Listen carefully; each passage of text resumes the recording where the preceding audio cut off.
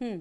तो कुल मिलाकर सर ये जो प्रशांत महासागर के नीचे ये जो हलचल बढ़ी और जो हम टेक्टोनिकल जो प्लेट्स कहते हैं उसका तो नेचर ही वही होता है, वो हिलना और एक जगह से दूसरी जगह शिफ्ट होना। ये किस समय सर अब नॉर्मल, मतलब अगर जैसे जब स्टडी होती है और जब कुछ ऐसी चीज आए तब हमें और ज्यादा चिंता करने की जरूरत है, क्योंकि कुछ देशों ने तो सर टेक्नोलॉजी में बहुत ही जबरदस्त तरीके से अगर हम देखें तो काम किया है। अगर जापान की बात करें तो इतना ज्यादा प्रभावी था लेकिन कैसे खुद को संभाला है उसने, ये काबिले तारीफ है सर। और भी एक दो देश हैं जिनका एग्जाम्पल दिया जा सकता है।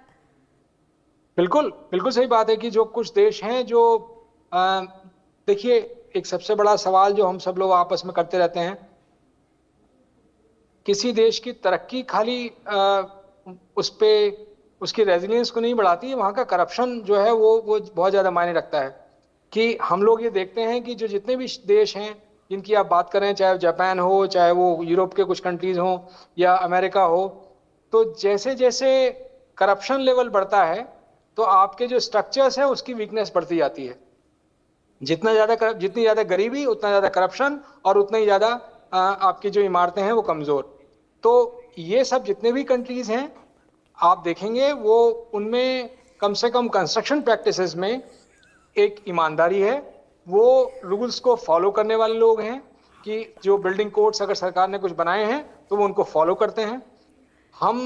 हमारे साथ क्योंकि हम लोग गरीब हैं, हमारा देश इतना विकसित नहीं है, तो और हम लोगों के पास वो एनफोर्समेंट नहीं है, हम लोग एनफोर्स नहीं करते कि साहब बिल्डिंग कोड को आपको नहीं, अगर आप नहीं इसको लागू करेंगे तो हम आप पे फाइन कर देंगे। वो हमारे देखिए प्रशांत महासागर के नीचे धरती दो टुकड़ों में बट रही है।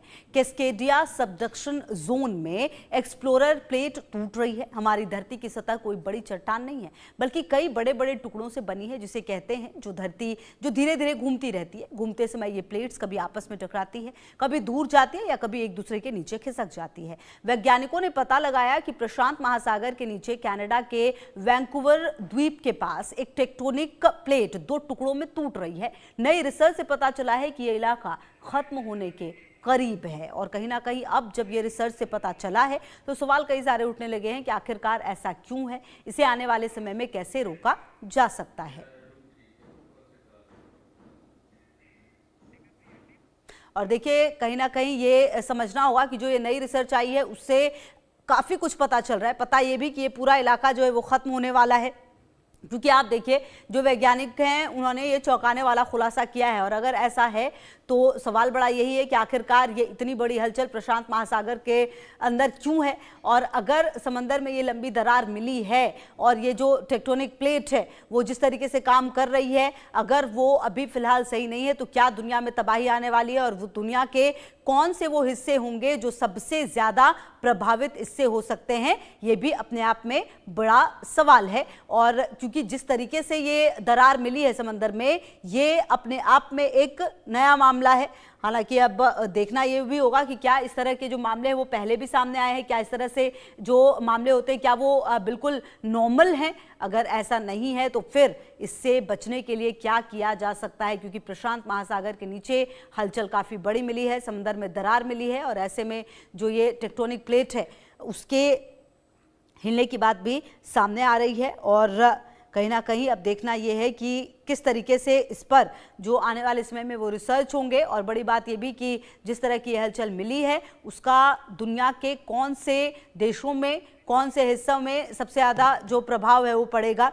और विनीत गहलोत जी हमारे साथ भूवैज्ञानिक जुड़े हैं बातचीत करने के लिए, ज़्यादा जानकारी के लिए। विनीत जी बहुत स्वागत है आपका इंडिया न्यूज़ पर। पहला सवाल तो ये कि ये जो वैज्ञानिकों ने ये जो चौंकाने वाला खुलासा किया है उसके क्या मायने हैं सर?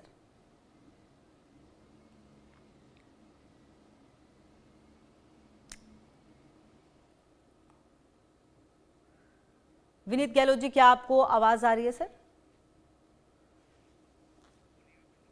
सर आपकी आवाज आ नहीं रही, आप वापस से प्लीज अपना जवाब दें।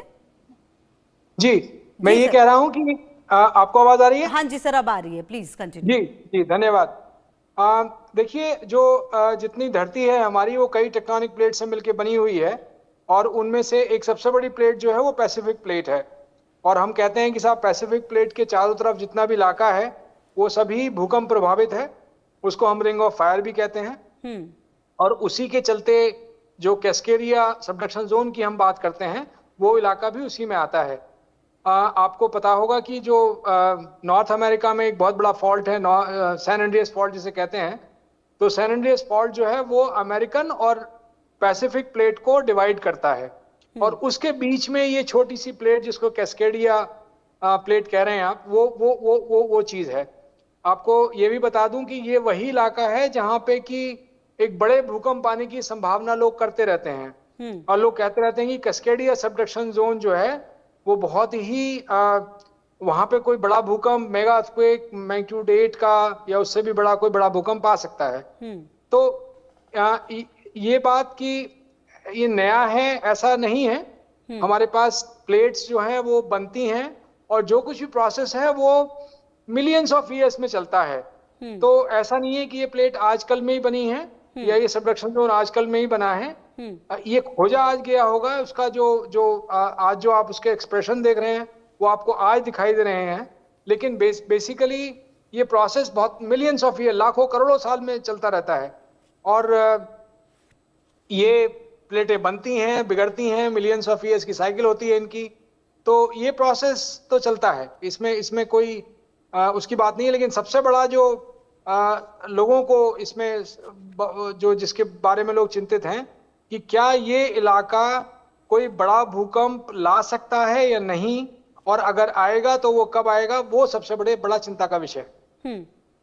तो सर कब आएगा? अगर मान लीजिए ऐसा है तो क्या इसका कोई कैलकुलेशन किया जा सकता है? और बड़ी बात ये भी कि अगर ऐसा होता है तो कौन सा हिस्सा सबसे ज्यादा प्रभावित होगा दुनिया का?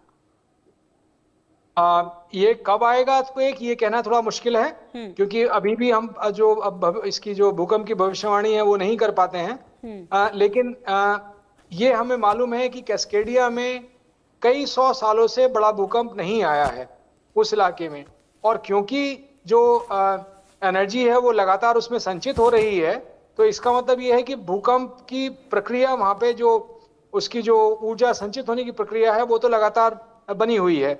इसका मतलब भूकंप तो आएगा और बड़ा आएगा।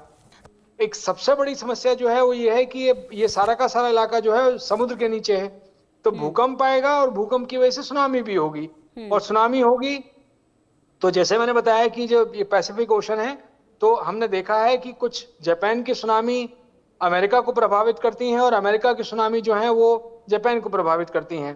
तो यानी कि उनकी जो मारक क्षमता होती है वो काफी दूर तक होती है, तो उस लिहाज से लोग इसके बारे में ज्यादा चिंतित होते हैं। बिल्कुल। अच्छा विनीत जी, सर एक सवाल ये भी कि जब अगर मान लीजिए कि हम आज टेक्नोलॉजी में इतना आगे बढ़ चुके हैं, तो क्या ऐसा हो सकता है कि हम इस तरह की अगर कुछ चीज होती है तो उसके प्रभाव को कम से कम कर सके? ठीक है, हम किसी चीज को रोक नहीं सकते, लेकिन उसके प्रभाव को कम कर सकते, क्या ऐसा कुछ है हमारे पास? ये आपका बहुत ही बढ़िया सवाल है, और इसका जवाब शायद हमें मालूम भी है कि इसका जवाब क्या है। आज की तारीख में अगर आप जो हमारे विकासशील या अविकसित क्षेत्र या जो डेवलपिंग कंट्रीज हैं उनको देखो कि वहां पे अगर कोई छोटा भूकंप आता है, अफगानिस्तान को देख लीजिए, तो उस भूकंप में बड़े आराम से 100,000 लोग निपट जाते हैं। लेकिन अगर वैसा ही भूकंप अगर कोई जापान में आता है या अमेरिका में आता है, तो मुश्किल से शायद कोई कैजुअलिटी नहीं होती है, और थोड़ा बहुत होता है तो थोड़ा बहुत इकोनॉमिक लॉस जरूर होता है।